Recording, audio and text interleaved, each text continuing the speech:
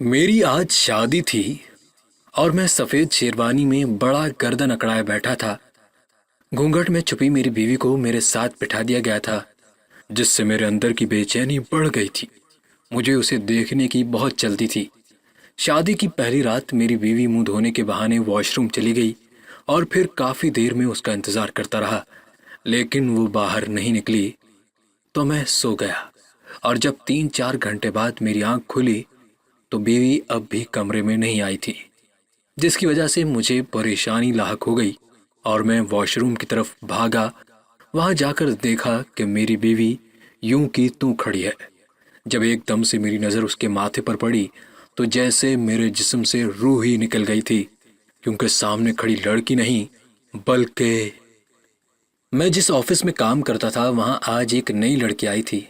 वैसे तो ऑफिस में हर थोड़े दिनों बाद कोई ना कोई चेहरा देखने को मिल जाता था, इस सब में हैरानी की कोई बात नहीं थी। लेकिन जो लड़की इस बार ऑफिस में आई थी वो हमारे ऑफिस के माहौल से बिल्कुल भी मैच नहीं करती थी, मगर फिर भी उसे इस ऑफिस में शायद इसकी काबिलियत देखते, उसकी डिग्री देखते रख लिया गया था और उसे काम भी मेरे साथ करना था। यानी वो इस ऑफिस में मेरी मातहत थी। उसे मुझसे काम सीखना था और समझना था और फिर मेरे काम में हाथ बटाना था। मैं इस ऑफिस में काफ़ी अरसे से काम कर रहा था।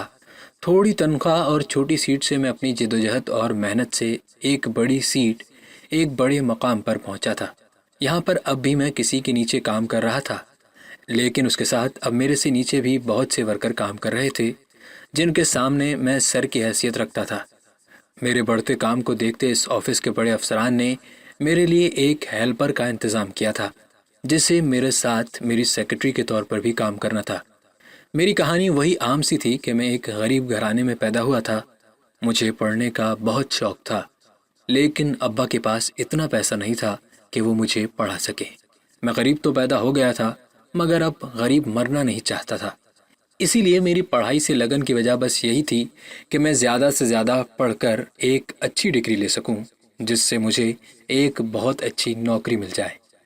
इसीलिए मैंने पढ़ने के साथ साथ बहुत सारे छोटे मोटे काम भी किए थे, जिससे मेरी पढ़ाई का खर्चा आसानी से पूरा हो जाता था। जब डिग्री हाथ में आई तो मेरे ख्वाब बहुत ऊंचे थे। सोचा था कि अब किसी भी बड़े ऑफिस में जाते ही मुझे एक अच्छी पोस्ट पर बड़ी आसानी से नौकरी मिल जाएगी, लेकिन ये मेरी भूल ही साबित हुई थी। बस मेरे साथ ये अच्छा हुआ था कि मुझे जगह जगह जाकर इंटरव्यू नहीं देने पड़े थे और पहली जगह ही जाते मुझे नौकरी मिल गई थी। मगर वो नौकरी मेरी तवक्को के बिल्कुल बरक्स थी और अपनी तालीमी काबिलियत को देखते मुझे वो नौकरी अपने मयार के मुताबिक नहीं लगी थी। मगर उस वक्त मैंने अपने जज्बात पर काबू पाते एक अक्लमंदाना फ़ैसला लिया था और अल्लाह का नाम लेकर ये नौकरी शुरू कर दी थी। क्योंकि मेरे पास फ़िलहाल कोई तजुर्बा भी नहीं था, तो मेरे लिए यही नौकरी गनीमत थी। इसके बाद मैंने पीछे मुड़कर नहीं देखा था और जान तोड़ मेहनत करके अपना मतलूबा मकाम हासिल कर ही लिया था, जिससे मेरा रहन सहन सब कुछ बदल गया था और साथ मेरा दिमाग भी, क्योंकि अब मैं अपनी बढ़ती तरक्की से गुरूर में आ गया था। एक दिन मैं बड़े इन्हमाक से अपना काम कर रहा था। जब मुझे सर के ऑफिस में बुलाया गया तो मैं काम वहीं रोकता सर के ऑफिस की तरफ बढ़ गया था। यहाँ पर सर के अलावा कोई और भी मौजूद था, लेकिन मैंने ज़्यादा तवज्जो नहीं दी और सर से मुखातिब होता अपने बुलाने की वजह पूछने लगा था। तब सर ने मेरी तरफ देखते ऑफिस में मौजूद उस इंसान की तरफ इशारा करते मेरा तारुफ करवाया था। सर ने कहा कि ये एक लड़की है जिसका नाम हफ्सा है और इन्होंने इसे मेरे साथ काम के लिए मुंतखब किया है। सर की बात पर मैंने इस बात में सर हिलाते सर के कहे मुताबिक उस लड़की की तरफ देखा था, जो खुद को एक बड़ी सी चादर में छुपाए बैठी थी। मैं चूंकि खड़ा था इसीलिए उसकी मेरी तरफ पुश्त थी और मैं उसका चेहरा देखने से कासिर था। एक झटका तो मुझे उसकी चादर को देखकर लगा ही था, मगर मुझे नहीं पता था कि अभी मुझे दूसरा झटका भी लगने वाला है और वो झटका होना भी ज़ोरदार था। सर ने मुझे बताने के साथ उस लड़की को भी मेरा नाम और मेरा काम बता दिया था और उसे उसी वक्त मेरे साथ जाने को कहा, तो वो अपना बैग उठाती कुर्सी से उठी थी। मेरी नज़र उसी पर टिकी हुई थी। शायद मुझे उसका चेहरा देखने का इश्तियाक सा था, मगर जैसे ही वो पलटी उसे देखते ही मेरे चेहरे पर थोड़ी हैरानी और कुछ अपनी हंसी पर काबू पाने जैसे तासुरात छाए थे। وہ اس لیے کہ جس طرح سر نے اسے لڑکی کہا تھا، مگر وہ کسی بھی زاویے سے ایک لڑکی نہیں لگتی تھی سوائے اپنے بہت زیادہ دبلے پتلے سراپے سے۔ اس کا چہرہ کچھ سانولا تھا اور نین نقش بھی عام سے تھے، اور اس کے چہرے پر بے شمار جھریاں پڑی ہوئی تھیں۔ ہاتھ اور پاؤں کی ہڈیاں نکلی ہوئی تھیں، جس سے وہ ایک لڑکی نہیں بلکہ ایک بوڑھی عورت معلوم ہوتی تھی۔ اسی لیے سر کی اس عورت کو لڑکی کہنے پر مجھے ہنسی آ رہی تھی۔ میں کافی سنجیدہ سا بندہ تھا، مگر اس وقت میرا رویہ کم عمر لڑکوں جیسا تھا، جس کا احساس ہوتے میں نے جلدی سے دوبارہ اپنے چہرے کے تاثرات چھپائے تھے۔ اس کا پہناوا اور اس کی شکل و صورت سے جھلکتا کھردرا پن سب کو اپنی طرف متوجہ کر رہا تھا۔ وہ حفصہ نامی لڑکی ہمارے آفس آئی تو میں نے سوچا کہ اس کا ابھی کسی آفس میں کام کرنے کا پہلا تجربہ ہے، تو اس لیے وہ ان آفس کے اندر کے ماحول کو نہیں جانتی۔ اب جب وہ یہاں کا رہن سہن دیکھے گی تو یقیناً خود کو اس انداز میں ڈھال لے گی۔ لیکن یہ میری غلط فہمی ہی تھی، کیونکہ اسے میرے ساتھ کام کرتے 1 ماہ ہو گیا اور وہ 1% بھی اپنے اندر بدلاؤ لے کر نہیں آئی تھی، اور نہ ہی اس کی صحت پر کوئی اثر پڑا تھا۔ میں اس وقت 35 سال کا مرد تھا۔ میں نے خود کو کافی مینٹین کر کے رکھا ہوا تھا، اسی لیے اپنی عمر سے بہت کم کا دکھتا تھا، مگر وہ لڑکی حفصہ ابھی 26-27 سال کی تھی، اور جب مجھے اس کی عمر کا پتہ چلا تھا تو تب بھی میں یقین نہیں کر پایا تھا، کیونکہ وہ لڑکی اپنے ظاہری حلیے، صحت اور کچھ اپنی شکل و صورت کے حساب سے بہت بڑی عمر کی لگتی تھی۔ وقت گزرنے کے ساتھ ہم دونوں ایک دوسرے کو بہت اچھے سے سمجھنے لگے تھے۔ جو بھی تھا، میں اس کی ایک بات کا بہت اچھے سے قائل ہو گیا تھا کہ وہ بہت ہوشیار اور ذہین تھی، ہر بات اور کام کو بہت اچھے سے سمجھ لیتی تھی۔ کچھ اور وقت گزرا تو مجھ پر ایک اور انکشاف ہوا، جس سے مجھے ہنسی بھی آتی اور تھوڑا افسوس بھی ہوتا، لیکن میں اس افسوس میں اپنی زندگی برباد نہیں کر سکتا تھا۔ اس انکشاف سے پہلے مجھے تھوڑا تھوڑا شک ہوا تھا۔ مجھے لگا تھا کہ یہ میری غلط فہمی ہے، ایسا نہیں ہوگا جیسا مجھے لگ رہا ہے یا پھر جو محسوس کر رہا ہوں، لیکن ایسا کچھ نہیں ہوا۔ اور پھر میں نے اپنے شک کو یقین کا روپ لیتے دیکھا تھا۔ میں نے کچھ دن ہر بات، ہر چیز کو بہت گہری نظروں سے دیکھا تو حفظہ کی ساری اصلیت میرے سامنے آنے لگی تھی، لیکن میں سب جاننے کے باوجود چپ کر گیا تھا۔ میں خواہ میں ہی آفس میں کوئی ڈرامہ نہیں چاہتا تھا۔ میں نے اپنے اتنے سال یہاں بغیر کسی رکاوٹ کے گزارے تھے۔ میں نہ ہی کسی کے ساتھ اتنا زیادہ فری ہوتا تھا اور نہ ہی کسی کو خود کے ساتھ فری ہونے دیتا تھا۔ سب کے ساتھ ہی میرا لیا دیا سا انداز تھا، مگر اب اس لڑکی کے ساتھ میرا جتنا وقت گزر رہا تھا اور میرے علاوہ اسے بھی مجھ سے کام پڑتا رہتا تھا، تو خود بخود ہماری ذہنی ہم آہنگی بڑھی تھی، جس کا وہ لڑکی شاید بہت غلط مطلب نکال گئی تھی، اور اسے نہیں پتا تھا کہ اس کی یہ غلط فہمی اسے کتنا برا ذلیل کرنے والی ہے۔ میں نے اپنی ساری زندگی پہلے بہت زیادہ پڑھنے اور پھر باقی کی اب تک کی زندگی پیسہ اور معاشرے میں ایک اچھا مقام کمانے میں لگا دی تھی۔ میری یہ محنت رائے گاہ نہیں گئی تھی، اور میں جو چاہتا تھا وہ سب کچھ حاصل کر چکا تھا۔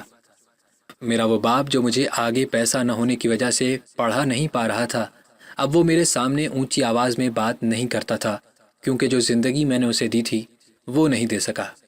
بڑھتے وقت میرے اندر خود نمائی، غرور اور فخر بھر دیا تھا، جسے میں سب کے سامنے پیش کرتا تھا۔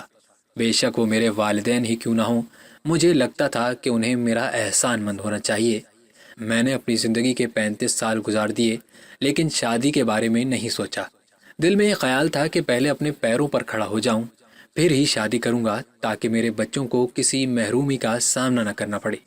میں نے اپنی زندگی کے کچھ اصول بنائے تھے، کچھ خواب دیکھے تھے، جن کو میں اپنی مرضی سے وقت کے ساتھ پورا کر رہا تھا۔ تو اب مجھے لگا کہ شادی کر لینی چاہیے، تو میں نے گھر میں امی سے کہا کہ وہ میرے لیے لڑکیاں دیکھیں۔ ساتھ ہی میں نے انہیں وہ خوبیاں بھی بتا دی تھیں جو مجھے اپنی بیوی میں چاہیے تھی۔ میرا کہنا تھا کہ ایک تو لڑکی کچھ کم عمر ہو اور دوسرا پڑھی لکھی خوبصورت ہو۔ بے شک میں بڑی عمر کا تھا، لیکن اگر بیوی بھی اچھی خاصی عمر کی پسند کر لیتا تو اس نے تو شادی کے 1-2 سال بعد ہی بوڑھی لگنا تھا۔ ایک مثال تو آج کل میرے آفس میں موجود تھی، اسی لیے میں نے خاص اس بات کا خیال رکھا تھا۔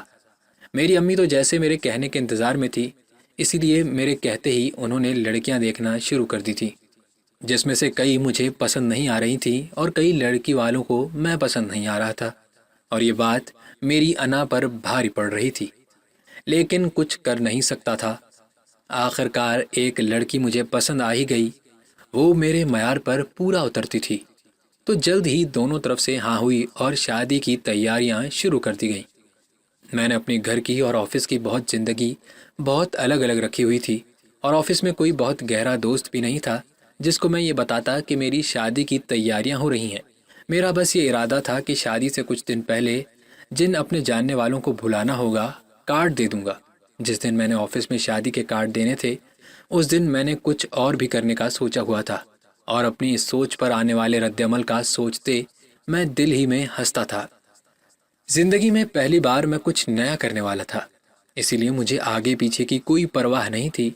میں اپنی موجودہ زندگی سے مطمئن ہو گیا تھا، تو دل کرتا تھا کہ میں بھی اب زندگی کی رنگینیوں کو دیکھوں، سب سے ہنسی مذاق کروں، جس طرح آج کل لوگ دوسروں کو پاگل بناتے بعد میں اسے پرینک کا نام دے دیتے ہیں، ویسا ہی کروں۔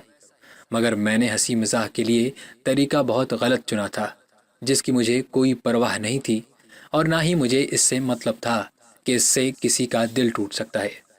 آخر کار شادی سے کچھ دن پہلے میں نے بہت خوبصورت کارڈ چھپوائے، اور ان میں سے کچھ کارڈ اپنے آفس لے گیا۔ آج میں ہمیشہ کی طرح سنجیدہ چہرے لیے ہوئے نہیں تھا، بلکہ میں مسکراہٹ لیے ایک جگہ رکتا تالی بجاتے سب کو اپنی طرف متوجہ کر گیا تھا، جس سے سب ہی حیران ہوتے مجھے دیکھنے لگے تھے۔ وہ لڑکی بھی میرے ساتھ ہی آ کھڑی ہوئی تھی، اور بڑی خوشی اور کچھ حیرانگی سے میری طرف دیکھ رہی تھی، مگر اس کے مسکراتے لب بہت جلد سمٹ گئے تھے۔ جب اس کی نظر میرے ہاتھ میں موجود کارڈز پر پڑی تھی، میں نے اس کا پہلے مسکرانا اور پھر چہرے پر اداسی اور سنجیدگی لے آنا بغور دیکھا تھا، جس سے میرے اندر کمینی سی خوشی ہوئی تھی۔ میں نے اس سے نظریں ہٹاتے باقی سب کی طرف دیکھا اور پھر انہیں اپنی متوقع شادی کا بتایا تھا، تو سب ہی مجھے مبارکباد دینے لگے تھے۔ جس کے بعد میں سب کو اپنے ہاتھ میں پکڑے شادی کارڈ دینے میں مصروف ہوا، تو وہ لڑکی خاموشی سے وہاں جانے لگی، مگر میں اس سے غافل نہیں تھا، اسی لیے اسے جانے سے روکنے کے لیے اسے باقاعدہ اونچی آواز میں اس کا نام پکارتے روک لیا تھا۔ سب لوگ جو کارڈ کھولتے دیکھ رہے تھے، میری یوں بلند آواز پر ایک بار پھر میری طرف دیکھنے لگے۔ مجھے آج پتہ نہیں کیا ہوا تھا کہ میں نے اس کے اترتے چہرے کو دیکھتے سب کی توجہ اس طرف دلائی، تو سب حیرانگی سے معاملہ سمجھنے کی کوشش کرنے لگے تھے۔ میں نے کہا کہ مس حفصہ نے مجھے شادی کی مبارکباد نہیں دی، اور نہ ہی شادی کا کارڈ لینے کے لیے یہاں رکی، بلکہ یہ یہاں سے جا رہی تھیں، میں نے انہیں آواز دے کر روکا ہے۔ میں نے سیدھا اس لڑکی سے پوچھ لیا کہ کیا تمہیں میری شادی کی خوشی نہیں، یا پھر اس کے ساتھ کوئی اور بات ہے؟ لیکن اس سے پہلے کہ وہ اپنی صفائی میں کچھ کہتی، میں نے سب کے سامنے جو کہا، وہ سنتے ہی وہ لڑکی ششدرہ رہ گئی تھی۔ اس لیے اس لڑکی کی طرف حقارت سے دیکھتے میں نے کہا، لوگوں آپ کو پتہ ہے مس حفصہ مجھے پسند کرنے لگی تھیں۔ یہ بات سنتے سب کے منہ حیرانگی سے کھلے تھے۔ میں نے مزید کہا کہ یہ خود کی اصلیت بھولتے میری طرف بڑھ رہی تھیں، انہیں یہ خیال ہی نہیں آیا کہ ان کا اور میرا کوئی جوڑ نہیں ہے۔ مجھ پر یہ انکشاف کافی دن پہلے ہوا تھا، جس پر مجھے بہت غصہ آیا تھا کہ وہ لڑکی ایسا سوچ بھی کیسے سکتی ہے، اسی لیے میں نے آج سب کے سامنے اس کا بھانڈا پھوڑ دیا تھا۔ سب میری باتیں سنتے اس لڑکی کی طرف دیکھتے طنزیاں ہنسنے لگے تھے، جس سے وہ لڑکی چہرہ جھکائے کھڑی رہ گئی تھی۔ اس کا چہرہ پیلا زرد پڑ گیا تھا، جیسے اس میں خون ہی نہ ہو، وہ تو پہلے ہی مریل سی تھی، اب اپنی اتنی بے عزتی پر جیسے مرنے کو تھی۔ مگر ہم میں سے کسی کو بھی اس کی حالت نظر نہیں آ رہی تھی، ہم تو بس خود کو محظوظ کرنے میں کسی کا دل ٹوٹنا محسوس ہی نہیں کر پائے تھے۔ اس دن وہ لڑکی پتہ نہیں کیسے مردہ قدموں سے اسی وقت چلی گئی تھی۔ اس کے بعد وہ کبھی آفس نہیں آئی، جس کا میں نے کوئی خاص نوٹس نہیں لیا، کیونکہ مجھے کوئی فرق نہیں پڑتا تھا، میں تو اس وقت بس اپنی خوشیوں میں مشغول تھا۔ اگر میں نے اب زندگی کو جینا چاہا تھا تو پہلی ہی بار میں ایک لڑکی کا دل توڑ دیا تھا، جس کا مجھے احساس بھی نہیں تھا۔ مگر ایک دن میری اس سنگ دلی نے ہی مجھے منہ کے بل گرانا تھا، مگر شاید تب میرے ہاتھ سوائے پچھتاوے کے کچھ ہاتھ نہیں آنا تھا۔ میں ایک بے حصہ انسان تھا، کسی کے جذبات اور احساسات مجھ پر کوئی اثر نہیں کرتے تھے، اسی لیے اس دن لڑکی کی حالت اور بعد کی زندگی کے بارے میں نے کچھ نہیں سوچا تھا، اور نہ ہی جانتا تھا کہ وہ یہ نوکری کس مجبوری کے تحت کر رہی تھی۔ میں جو یہ سوچتا تھا کہ میں اپنی مرضی سے زندگی گزار رہا ہوں، جب جو چاہے کر سکتا ہوں، میری یہ اکڑ ایک دن ختم ہو گئی تھی جب شادی سے کچھ دن پہلے جس لڑکی سے میری شادی ہو رہی تھی، وہ لڑکی اچانک انتقال کر گئی، جس کی وجہ سے اس لڑکی کے گھر والوں کو تو دھچکا لگا ہی تھا، ہم سب بھی بہت دکھی ہو گئے تھے، لیکن چونکہ اس لڑکی سے ابھی کوئی دل وابستگی نہیں تھی، اسی لیے جلد ہی اپنے معمول پر آ گئے۔ جس کو شادی کا بلاوا دیا گیا تھا سب کو منع کر دیا گیا، مگر اب اماں زیادہ دیر نہیں کرنا چاہتی تھیں اور نہ ہی میں شادی میں مزید تاخیر چاہتا تھا۔ اسی لیے 1 ماہ بعد ہی امی پھر سے رشتہ ڈھونڈ مہم شروع کر چکی تھی، مگر اب لڑکی ملنا تھوڑا مشکل لگنے لگا تھا۔ پہلے لوگ میری عمر کو دیکھتے ہچکچاتے، پھر شادی سے پہلے یوں اچانک میری ہونے والی بیوی کا مرنا انہیں کچھ اچھا نہیں لگتا اور وہ وہم کے مارے انکار کر دیتے۔ مگر امی کی کوشش رنگ لائی اور پھر سے ایک لڑکی انہیں پسند آ گئی۔ اس بار بھی مجھے بس لڑکی کی تصویر ہی دکھائی گئی تھی جو کہ مجھے پسند آئی تھی۔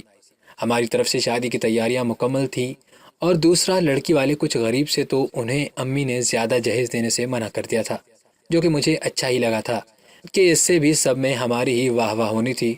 مجھے لڑکی پسند آ گئی، شادی کی تاریخ بھی مقرر ہو گئی تھی، لیکن پھر بھی دل میں ایک ڈر سا بیٹھ گیا تھا کہ کہیں کچھ ہو نہ جائے۔ اب آہستہ آہستہ مجھے اپنی اس دن آفس میں کی جانے والی غلطی کا احساس ہونے لگا تھا۔ میرا ضمیر مجھے ملامت کرنے لگا تھا اور دل ہی دل میں شرمندگی محسوس ہوتی تھی کہ کیا تھا اگر وہ لڑکی مجھے پسند کرنے لگی تھی، اس نے کبھی اس کا اظہار نہیں کیا تھا، اور اگر مجھے معلوم ہو ہی گیا تھا تو کیا تھا اگر میں اس طرح خاموشی سے وقت گزار دیتا اور جب میری شادی ہو جاتی تو وہ خود بخود پیچھے ہٹ جاتی۔ لیکن میں نے اپنی ذات کے غرور میں اس لڑکی کی عزت نفس کو ٹھیس پہنچا دی تھی، لیکن اب کچھ نہیں ہو سکتا تھا۔ مگر اب بھی میں اس لڑکی سے معافی مانگنے کے بارے میں نہیں سوچ سکتا تھا۔ بے شک وہ میرے سامنے آ جاتی، اگر چاہتا تو میں آفس سے اس کی رہائش معلوم کر سکتا تھا، مگر میری انا میرا معافی مانگنا گوارا نہیں کر رہی تھی۔ پھر میں نے دل اور دماغ کو یہ کہہ کر تسلی دی کہ بس اب وقت گزر گیا اور یقیناً وہ لڑکی اب یہ بھول بھی گئی ہوگی، اور نہیں اب ہمارا کبھی سامنا ہوگا جس سے مجھے اس کے سامنے شرمندگی ہو۔ لڑکی والوں نے کچھ وقت مانگا تو ہم نے سوچا اس دوران نکاح کر لیا جائے، تو پھر دونوں طرف کی خوش اسلوبی سے ہمارا نکاح شادی کی مقررہ تاریخ سے پہلے ہی ہو گیا تھا۔ اس بار میں نے اپنے آفس کے جاننے والوں کو صرف ولیمے پر مدعو کیا تھا، کیونکہ بارات پر ہم لڑکی والوں کی کم حیثیت دیکھتے بہت کم لے کر جا رہے تھے۔ ویسے بھی نکاح ہو چکا تھا، اس لیے کچھ دیر بعد دلہن کا میرے ساتھ بٹھا دیا گیا۔ وہ گھونگھٹ میں تھی، مجھے لگا جب اسے میرے ساتھ بٹھایا جائے گا تو اس کا گھونگھٹ ہٹا دیا جائے گا، لیکن ایسا کچھ نہیں ہوا۔ اگر کسی نے کہا بھی تو آگے سے انکار کر دیا گیا کہ لڑکی نہیں چاہتی تھی کہ اس کے دولہے سے پہلے اسے کوئی اور دیکھے۔ مگر پھر بھی بارات کے ساتھ آئی خواتین نے اس کا گھونگھٹ ہٹاتے اسے دیکھا اور دوبارہ گھونگھٹ گرا دیا، لیکن جیسے ہی وہ دلہن کو دیکھتی سب کے منہ سے بے ساختہ ماشاء اللہ نکلتا جا رہا تھا، جس سے میں ایسے اکڑ رہا تھا جیسے یہ میری تعریف ہو۔ کچھ دیر پہلے میں کچھ کوفت کا شکار ہوا تھا اپنی دلہن کے گھونگھٹ کو لے کر، لیکن اب ایک ٹھنڈی سانس بھر کر کچھ مطمئن ہو گیا تھا، اور دل میں تھا کہ آج یہ اپنی مرضی کر لے، کل ولیمے پر میں جو کہوں گا اسے ویسا کرنا پڑے گا۔ آج تو یہاں اتنے لوگ نہیں ہیں، کل زیادہ لوگوں میں اپنی دلہن کا چہرہ سب کے سامنے لاؤں گا تو سب دیکھتے رہ جائیں گے۔ یعنی میرے دل و دماغ میں یہ بات بس چکی تھی کہ سب کے سامنے اچھے بنے رہنا اور کسی بھی طریقے سے جھوٹی سچی تعریفیں سننی ہے۔ دلہن کو رخصت کرواتے گھر لایا گیا تو اب میری بے چینی بھی بڑھنے لگی تھی۔ میں اب اپنی ہونے والی بیوی کا چہرہ اپنے روبرو دیکھنا چاہتا تھا۔ تصویر میں تو وہ بہت سادہ سی لگ رہی تھی، مگر خوبصورت تھی۔ آج تو یقیناً بن سور کر مزید خوبصورت لگ رہی ہوگی۔ میں خود سے ہی قیاس آرائیاں کیے جا رہا تھا۔ آخر کچھ دیر بعد میری بیوی کو کمرے میں پہنچا دیا گیا تو میں بھی دیر کیے بغیر پیچھے ہی لپکا تھا۔ میں نے بہت اشتیاق سے اپنی بیوی کا گھونگھٹ اٹھایا تو 1 منٹ کے لیے میں بھی اس کی خوبصورتی کا قائل ہو گیا تھا۔ میں کچھ بولے بغیر بس اسے دیکھنے میں مصروف ہو گیا تھا، جس سے وہ تھوڑا گھبرا سی گئی تھی۔ اس کے چہرے پر پریشانی کے تاثرات چھانے لگے تھے، جس کا اندازہ ہوتے ہی میں نے خود کو ملامت کیا۔ مجھے اس طرح اس کی خوبصورتی کا دیوانہ نہیں ہونا چاہیے، نہیں تو بیوی سر پر چڑھ جائے گی۔ اسی گلا کھنکارتے اس سے بات کا آغاز کیا۔ 1-2 بات کے بعد میں نے اسے اس کا تحفہ دیا تو اس نے مجھ سے کہا کہ وہ منہ ہاتھ دھونا چاہتی ہے، تو میں نے اس بات میں سر ہلا دیا تو وہ جلدی سے بیڈ سے اترتی واش روم میں چلی گئی۔ اس کے جانے کے بعد میں لیٹتا اس کا انتظار کرنے لگا، لیکن جب وہ کافی دیر تک واپس نہیں آئی تو میں نہ چاہتے ہوئے بھی نیند میں چلا گیا۔ تھکاوٹ بہت زیادہ تھی، اسی لیے پھر میری آنکھ نہیں کھلی، اور جب 3-4 گھنٹے بعد میں جاگا تو دیکھا میری بیوی اب بھی واش روم سے باہر نہیں آئی تھی۔ تب میں حیران پریشان رہ گیا تھا اور دل میں تھوڑا ڈر بھی گیا تھا کہ کہیں اسے کچھ ہو نہ گیا ہو، اسی لیے جلدی سے واش روم کی جانب بھاگا تھا۔ واش روم جاتے ہی میں حیران رہ گیا تھا کہ میری بیوی اتنے گھنٹے گزرنے کے باوجود یوں کی توں کھڑی تھی۔ ساتھ مجھے اس پر غصہ بھی آ رہا تھا جو منہ دھونے کے بہانے واش روم میں گھس بیٹھی تھی۔ پتہ نہیں اس کے ساتھ کیا مسئلہ تھا۔ اس سے پہلے کہ میں اس سے اس سب کی وجہ پوچھتا، میری نظر اس کے ماتھے پر پڑی تھی۔ یہاں پر مجھے کچھ غیر معمولی نظر آ رہا تھا۔ میری نظر شروع سے ہی بہت تیز تھی اور میں ہر چیز کو بہت غور سے دیکھتا تھا، اسی لیے اس لڑکی کے ماتھے کی صرف تھوڑی سی جھلک سے کوئی اور یاد آیا تھا، اور جو یاد آیا تھا اسے سوچتے میرے جسم سے روح نکلنے لگی تھی، کیونکہ سامنے کھڑی میری بیوی کوئی خوبصورت لڑکی نہیں تھی، بلکہ وہی مریل سی عام شکل و صورت کی بوڑھی لڑکی تھی جسے میں دھتکار چکا تھا۔ میرا دماغ گھومنے لگا تھا اور میں نے خود پر طاری گھبراہٹ کو کم کرنے کے لیے خود آگے بڑھتے بیوی کا زبردستی منہ دھلوانا شروع کر دیا تھا، اور اس کے دھلتے منہ کے ساتھ میری ساری غلط فہمی اور خوش فہمی ختم ہوتی جا رہی تھی۔ زندگی کے اتنے اہم موقع پر میرے ساتھ دھوکا ہوا تھا، میرے ساتھ کھیل کھیلا گیا تھا، اور یہ کھیل کھیلنے والا کوئی اور نہیں بلکہ سامنے موجود میری بیوی بنی کھڑی وہی آفس والی لڑکی مجھے اپنے منہ پر تمانچے کی طرح لگی تھی۔ میں اسے دیکھتے ایک دم سے ساخت سا ہو گیا تھا، اور پھر نفی میں سر ہلاتے اس کے پاس سے دور ہونے لگا تھا۔ وہ جو پہلے کچھ گھبرائی سی کھڑی تھی، اب میری حالت دیکھتے اس کے چہرے پر ایک طنز سے بھرپور مسکراہٹ آ گئی تھی۔ پہلے کی نسبت اس کا جسم کچھ صحت مندی کی طرف مائل دکھائی دیتا تھا، مگر وہ اتنا بھی نہیں بدلی تھی کہ اس کو پہچان نہ سکتا۔ مگر اب اس کا اصل چہرہ پہچان پایا تھا جب وہ بیوی بن کر میرے سامنے کھڑی تھی۔ میرا دماغ غصے سے پھٹنے لگا تھا، دل کر رہا تھا کہ ابھی اسی وقت اسے اپنے سامنے سے دفع کر دوں۔ میں نے آگے بڑھتے غصے سے اسے پکڑتے جھنجھوڑ ڈالا تھا کہ اس نے ایسا کیوں کیا، کہ یہ جانتے ہوئے بھی میں اسے بالکل پسند نہیں کرتا۔ میں تھوڑا بہت شرمندہ تو تھا، مگر اتنا نہیں کہ اس لڑکی سے شادی ہی کر لوں۔ میرے رد عمل پر وہ آگے سے زور زور سے ہنسنے لگی تھی۔ اس کا ہنسنا پاگلوں جیسا تھا۔ کافی دیر ہنسنے کے بعد اس نے مجھ سے کہا کہ اس نے یہ سب مجھ سے بدلہ لینے کے لیے کیا ہے۔ میں جو کسی اور لڑکی سے شادی پر شادی کارڈ سب میں بانٹتے اسے اس کی اوقات بتا گیا تھا کہ وہ میری بیوی بننے کے قابل نہیں، اب ایک دو ماہ بعد میں ہی میری بیوی کی حیثیت سے میرے سامنے کھڑی تھی۔ میں نے اس سے پوچھا کہ اس نے میرے ساتھ ایسا کیوں کیا، تو اس نے آنکھوں اور زبان میں کاٹ لیے کہا کہ اس دن میں نے اس کی انا اور اس کی عزت نفس کو کچل کر رکھ دیا تھا، جس کی وجہ سے وہ مزید کام نہیں کر سکتی تھی، جبکہ کام کرنا اس کی مجبوری تھی۔ وہ تو اللہ کا شکر ہوا کہ اس کی قسمت کام کر گئی اور اسے جلد ہی نوکری مل گئی، جس کے بعد حالات سنبھلنے لگے۔ پر مجھے جب کچھ ہوش آیا تو میرے اندر انتقام کی لہریں اٹھنے لگیں، اور پھر میں نے یہ سب کیا جس کے لیے مجھے کچھ محنت کرنی پڑی، لیکن تم لوگ آسانی سے پاگل بن گئے اور ایک لڑکی کی میک اپ خوبصورت کو ہی اصل سمجھ بیٹھے۔ اب دیکھو تم مجھے کتنا غیر پسند کرتے تھے، مگر اب میں بیوی کی حیثیت سے تمہارے سامنے ہوں، مگر میں نے کچھ نہیں بولا، اور نہ ہی میرے اندر بولنے کی مزید سکت بچی تھی۔